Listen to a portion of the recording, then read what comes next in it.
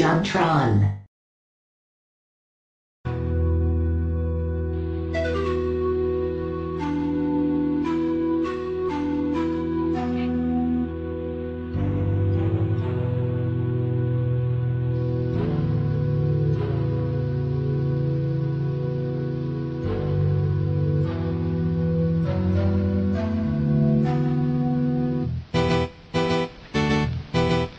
Daikatana.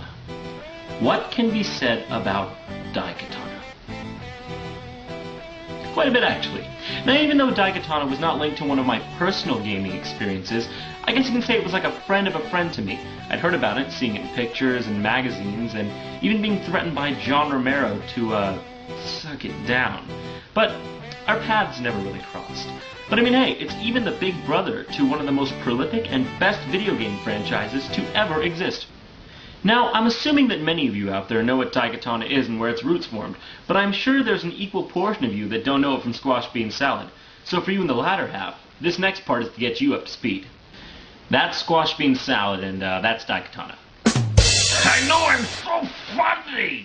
So now, a brief history on the tragic tale of Daikatana. Enter the 1990s, an era when computer technology in the mainstream was just starting to take off. People were starting to see its influences in places never thought feasible. Personal computers were becoming more of a household standard, and were also becoming more visually oriented. You see, I was born in the few years preceding the immense popularity of personal computers and the internet. So when I was a kid, we didn't use what we now know as Microsoft Windows. We used something called MS-DOS. Now, it didn't look much like this. Yeah, it looked more like this. Captivating, isn't it? It wasn't until 1995, when the groundbreaking Windows 95 hit stores, that most people made the switch. At least from my knowledge. It is true that versions of Windows did exist during this time period, like Windows 3.0 and Windows 3.1. But these were nothing like what we think of as Windows today, and weren't as popular between people that I knew. Look at that. Windows 1.0. More like Windows claustrophobia. The reason I tell you all this is because I'd like to share with you one of the first gaming experiences I had as a child. Doom. Doom 2 more specifically, but Doom nonetheless. This game was kick-fucking-ass. And it introduced me to gaming in a way that Mario never could. Not to mention, it revolutionized the gaming industry and popularized first-person shooter as a genre. I know Wolfenstein 3D technically holds this claim to fame, but I feel that Doom was the game that made a bigger impact, even going so far as to be rated the best game of all time by GameSpy in 2001. It was simply epic. It scared the living shit out of me as a child. I remember always thinking that the mancubuses were following me whenever I was going to the shower. Don't ask. Maybe I should have been playing Doom at such a young age. Who knows? It was pure action gaming at its best, and it had nothing to hide. But I digress. This game was the brainchild of John Romero and John Carmack. No relation. Romero being the lead designer and Carmack being the lead programmer. After the success of Doom, their public profile skyrocketed, and they became industry legends, going on to create even more groundbreaking software such as Quake, which popularized the online deathmatch, an industry standard today. Hell, Doom was so popular, even Bill Gates got on the bandwagon to promote Windows 95. Those two took the world by storm, so I guess we can expect that every game they'll make will just sweep us off our feet. Oh wait. Fast forward to 1997. John Romero leaves id Software to co-found another company called Ion Storm.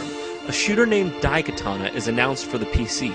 Perhaps more well known for its controversial ad more than the game itself, but let me tell you, a shitstorm was a-brewing. The game was delayed, and even completely ported from the Quake engine to the newer and more technologically advanced Quake 2 engine.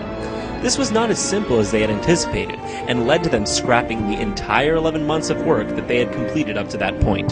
The development process was so rough that at E3 1999, the demo they brought in could only run at 12 fucking frames per second. After missed deadlines, eroding company morale, and employees leaving the company during development, Ion Storm finally shat out Daikatana on May 23, 2000, to critically scathing reviews. Hurry the fuck up, or I will be forced to poop and eat. This is Jacques. But I suppose he's right. We should get to the feature presentation. But let me just say, if we're dealing with absolute shit here, we may as well go as low as we possibly can. That's right. We're doing the N64 version. Oh yeah.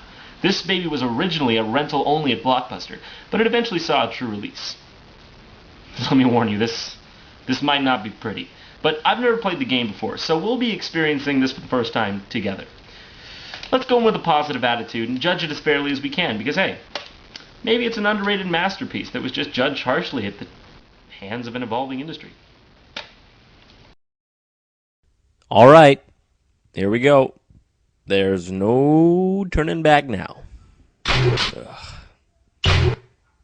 Alright.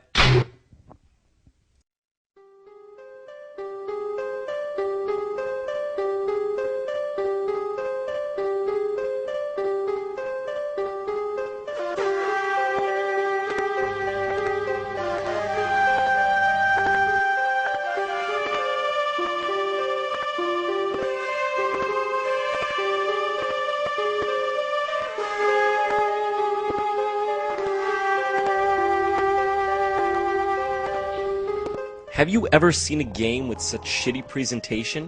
Where the textures suck, everything moves in strange robotic ways, and the music in the background literally just repeats the same few notes over and over again, but look at this! What the hell's happening? Your guess is as good as mine. Eventually, this guy stops dicking around and opens the door to the longest and most boring intro cutscene I have ever seen in my whole life. I'm not exaggerating to make this funny. This is as bad as it gets. I timed it. This opening cutscene lasts 11 minutes and 30 seconds. Over 11 minutes before you get to do anything in an action game. What if Doom started off this way? Yeah. 2 words. Fuck this! Ugh. This is torture. I mean, listen to this. Listen to this music. There's nothing else. Not even sound effects. From what I can understand, the story is as follows. It's the year 2455 AD, and there's some pandemic happening caused by some guy named Kage Mishima. By using the MacGuffin of the story, the Daikatana, a sword, this Mishima guy traveled back in time and stopped the disease from being cured in the first place, giving him the ability to take over the world somehow. So you play as Hiro Miyamoto, a stiff, personality-lacking protagonist with really bad textures, who has to travel through different time periods and save the world. Yeah, who cares? Let's start.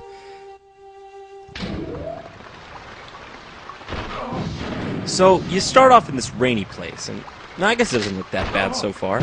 It's your standard futuristic shooter affair, and I already noticed that things are very hard to hit and take annoying precision to kill. I had hit the fuse box? Okay, whatever. Man, why has everything got to be so tiny and hard to hit? A major part of the game that I never really noticed take effect is that it blends RPG and action elements. And every now and then, for no discernible reason at all, you'll get a level up or something. What? What was that? Every time you level up, the text only appears for like a fraction of a second. You never know what you got. Oh, and guess how many times it takes for the line, "Now go kick butt," to get annoying? Yeah. Once. So about a few minutes into the game, you reach a part where there's this sort of low-hanging door thing. And of course your first gamer instinct is to duck under it. So you try every button, but you don't duck. Then you check the menu for the controls, but you don't find any control tutorial or anything. So, of course, your second gamer instinct is just to shoot the hell out of it. But nothing happens. Punch it some. Give it some of that. Same deal, nothing. So then comes the lovely gaming sin of backtracking out of desperation. Now, may I remind you, This is the first 3 minutes of the game! things like this can never be a harbinger of good things to come. So, after consulting the internet, I found that you actually can crouch. Oh, look at that, isn't it cute? You want to know how to do it? Are you sure you want to know how to do it? Because I don't think you want to know how you do it. I'll tell you. R and A, that's how you crouch. That's how you crouch. I wouldn't even be mad about this. If A, some tutorial popped up as you got to the door, you know, like in any decent game. B, the controls were listed somewhere in the game. Or C, all the buttons were used up. But no! The L button isn't even used in the whole game. Why? For what reason? Why couldn't crouch be L instead of R and A? Because of this fatal flaw, if it wasn't for the internet, I may have never gotten past the first 3 minutes of the game. It's like everyone at Ion Storm was on Ambien during the development of this game. But seeing the game as it is, maybe they were. Oh, I should mention though, Chemco is responsible for this particular port, not Ion Storm. If that excuses it any. This game has some really terrible and tedious level design. Like, for example, this platform takes forever to come down, and it's really easy to fall off of it because of the slippery jumping controls, which are often a problem, as you'll see later on. But when you go on it, it goes up at like 1,000,000 miles an hour! Why couldn't it come down that fast? Oh, and what a surprise! I slipped off. You can see where this begins to become a problem. As long as we're talking about tedium, I may as well mention that every time you die, you go back to the beginning of the level. This becomes annoying quickly, as this is the kind of game where you die. The jumping and dying becomes a problem in parts like this. Like look, there's no invincibility period like there should be, so the lasers can just take out your health in one shot. And this is pretty far in the level. What the hell?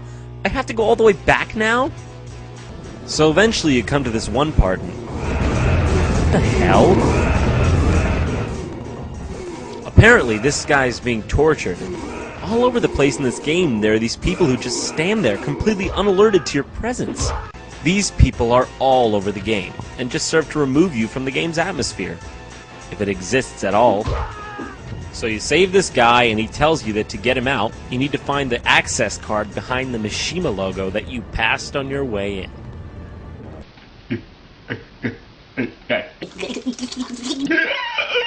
So you retrace your goddamn steps in a gaming device that serves to make the game longer rather than better, and you don't find anything under the Mishima logo. You eventually realize that you were supposed to destroy the logo, because that makes a lot of fucking sense. You get the keycard. You use the keycard to save the guy, and then you're treated to perhaps the best cutscene of all time. Just look at it. Remind you of anything? They didn't even try! Who are these characters? Anyways, this running chat goes on the whole entire cutscene for a few minutes, and then it's the next level. I'm going to show you a good example of why this game fails on the most basic levels. Now what I'm going to show you is standard of the entire game, cryptic and shitty. And I'm going to let you see it in its entirety so you can get in a feeling for the shit. So you start off the third level here. You open this panel and you're just making your way through the level. So, oh, there's a bad guy, shoot him. So, you make your way to this panel, it tells you your password was rejected. You can't go through. So, this being the beginning of the level, you obviously backtrack and oh shit, bad guy, shoot him! Oh wait, was he the guy that was supposed to give me the password? Well shit, now what do I do? So, you make your way back to the password panel and talk to it again, thinking it'll make the guy respawn, but it doesn't. What's this? Is he supposed to teleport with this? Eventually, by pure luck, you get this guy to respawn, and you get to watch him slowly shamble over to the door here, and... What? I mean, I don't know. It's no crazier than the other things people say in this game. In fact, some of the things these people say are pretty funny for the wrong reasons. I am working here. Oh yeah? Let's see some ID. Hey look, someone finally noticed that I don't belong here. Oh no, never mind. He was just pretending to give a shit. Too cold? Check the air conditioner? Why would I do that? I don't even work here. Everything is okay now. Was it not before? Computers today is... What? You've got to be shitting me. Computers today is easy to use. Enough said. This isn't even a foreign game. It was made in America. Yeah, that's golden, isn't it? You'd be surprised what I make in a month? Would I? I don't know, is he being sincere?